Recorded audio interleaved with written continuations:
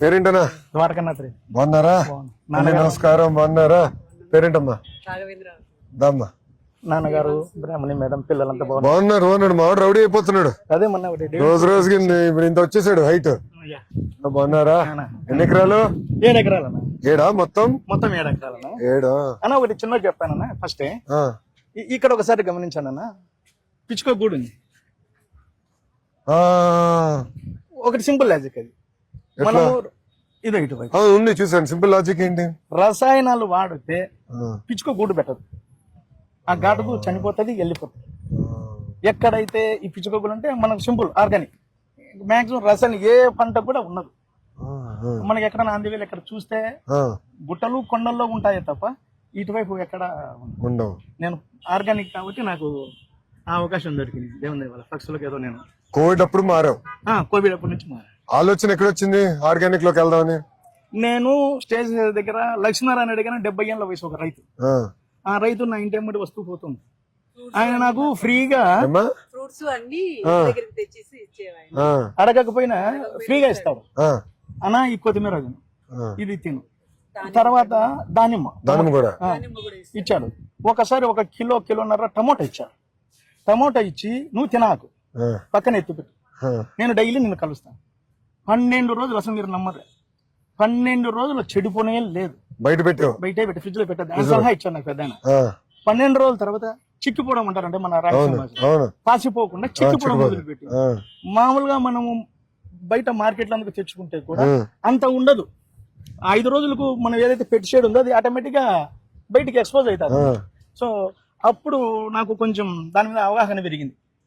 పెరిగిన తర్వాత నేను స్వతహాగా వేరే రైతుల దగ్గరికి వెళ్ళి తెలుసుకోవడం ఇలాంటివన్నీ చేసాం మొదలుపెట్టి. సో అది తెలుసుకున్న తర్వాత నేను మొదలుపెట్టాను. నాకు కొన్ని ఒడిదుడుకులు వచ్చాయి, పంట రాలేదు, తప్పులు జరిగాయి. నేను కొన్ని ఇలాంటి న్యాచురల్ గా ఇబ్బంది పడ్డా. సో నా వీళ్ళు రాగా చూసే వాళ్ళన్నారు, ఇటు పిచ్చోడు గడ్డిది అంటాడు, ఆడికి వెళ్ళి మందులు తెచ్చుకొని అంటాడు, ఏదో తయారు చేస్తాడు. సో అట్లా చేస్తాను. నాకు ఆయన వచ్చి సలహా ఇచ్చేవాడు లక్ష్మీనారాయణ రెడ్డి గారు. ఆయనకు అప్పటికి 7 ఏళ్ళ అనుభవం ఉంది. ఆ పెద్ద ఆయన 70 ఏళ్ళ వయసు. సో నాకు దగ్గరకు వచ్చి దగ్గరుండి ట్రైనింగ్ ఇచ్చారు. ఈ ట్రైనింగ్ ఇచ్చిన తర్వాత అదే సార్, నాకు ఈ ట్రైనింగ్ లో మన అగ్రికల్చర్ హార్టికల్చర్ డిపార్ట్మెంట్ వాళ్ళు సార్ నా ఫీల్డ్ కి వచ్చారు. ఫీల్డ్ కి వచ్చేసి ఇక్కడ ఏవో కృష్ణారెడ్డి గారు, తర్వాత డిపిఎం గారు, ప్రవీణ్ గారు, వసంత మేడం వాళ్ళు వచ్చేసి చూశారు నా ఫీల్డ్ అంతా. బాబు నువ్వు చేస్తున్నావు కానీ దీంట్లో నీకు కొన్ని మెలకువలు తెలవట్లేదు, నీకేమన్నా ఇంట్రెస్ట్ అని.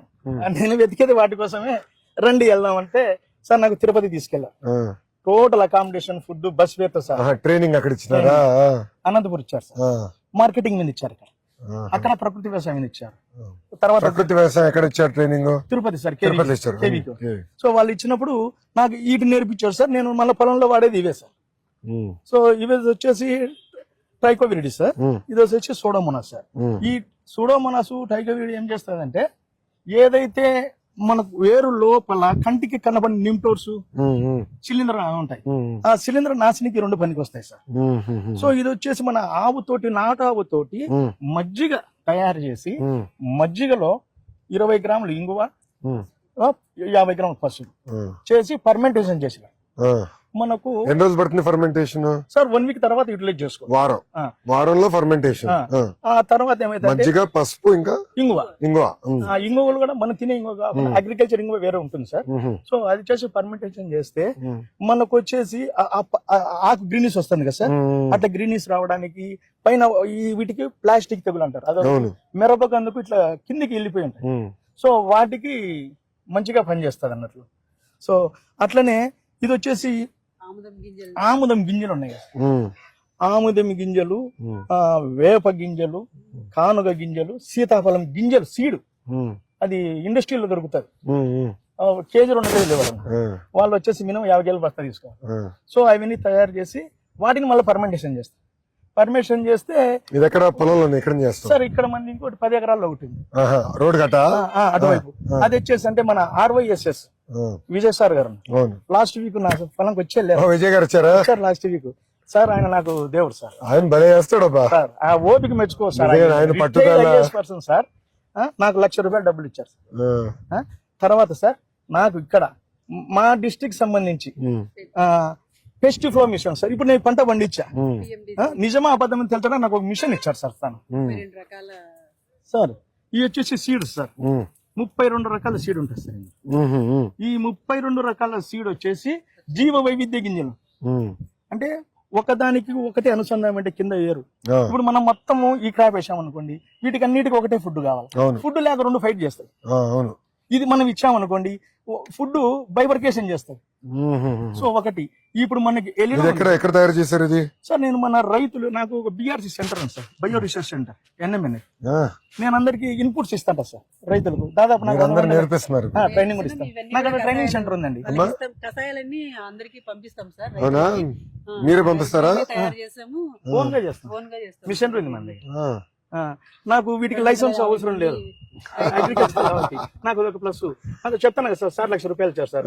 దానికి సంబంధించిన మెటీరియల్ అని నేను తెచ్చుకున్నాను, నేను ఓన్ గా జపన్ అవుతా ఉన్నా. సో నాకు ఒక శాలరీ లాగా వస్తుంది ప్రజెంట్.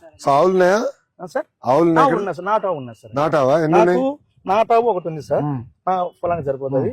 తర్వాత ఇప్పుడు ఒక ఆవు ఉంది, ఇప్పుడు తయారు చేయాలి కదా, నాకుండే నాటావు ఆవు పాల నుంచి మజ్జిగ చేసి తయారు చేయాలా? సో మనకి టోటల్ ఎన్ని ఎకరాలు వేసావు ఇప్పుడు వ్యవసాయం? మనకి 17 ఎకరాలు. 17 ఎకరాలు. 17 ఎకరాలకి ఎన్ని ఆవులు కావాలి ఇది చేయాలంటే? సార్ మనకు యాజ్ పర్ సైన్స్ అంటే అందరం చేసిన ఒక ఆవుతో 25 నుంచి 30 ఎకరాలు, ఒక ఆవు నుంచి 25 నుంచి 30 ఎకరాలు చేయొచ్చు. సఫిషియెంట్ సార్, ఎందుకంటే డైలీ ప్రొడక్ట్ కదా సార్. ఆవు పంచదము, ఆవు పేడ మొత్తం అన్ని యూజ్ చేస్తాం సార్. అన్ని మొత్తం వాడతారు సార్. ఆవు పేడ, ఆవు మజ్జిగ, ఆవు పెరుగు, అరటి పండ్లు, కళ్ళు, సో ఇవన్నీ కలిపి ఒక ఇంగ్రీడియంట్స్ అనేది తయారు చేస్తాం. సో అది మంచి ఇది అన్నట్లు పనిచేస్తుంది. ఇవి వచ్చేసి సార్ నేను వాడేది స్టిక్కీ బ్లాక్. ఏదైతే పురుగు ఉందో ఎల్లో ఆకర్షణకు వచ్చేసి దీనికి గమ్ ఉంటుంది. సో ఇక్కడ నాకు ఏదైనా ఫిక్స్ అంటే ఆటోమేటిక్ ఇట్లా స్టిక్ అయిపోతాయి. సో నాకు అక్కడ వచ్చే పర్సెంటేజ్ తగ్గిపోయి ఇక్కడ ఆగిపోతాయి. ఎక్కడ పెడతావు ఇది? పొలంలో అక్కడక్కడ పెట్టేస్తాను, మధ్యలో పెట్టేస్తావు, చెట్ల మధ్యలో పెట్టేస్తావు, కర్రనాటేసి మొత్తం నైట్ అంతా పురుగులు వచ్చి దీనికి ఆనేసుకుంటాయి. దాని తగ్గట్టు నాకు దెబ్బకి ఇంకా మన ఈ పురుగు మందులు అని పెద్ద అవసరం ఉండదు. అలాగే అట్లాగే సార్. ఇది కూడా వచ్చేసి లింగాకర్షణ పుట్టింది సార్. ఇందులో ఫ్లూయెంట్ అని వస్తుంది. సో ఇది పెడితే స్మెల్ కు అవి వచ్చేసి ఇప్పట్లో పడిపోతాయి, ట్రాక్ లో పడిపోతాయి, ఆ ట్రాక్ లో పడిపోతాయి.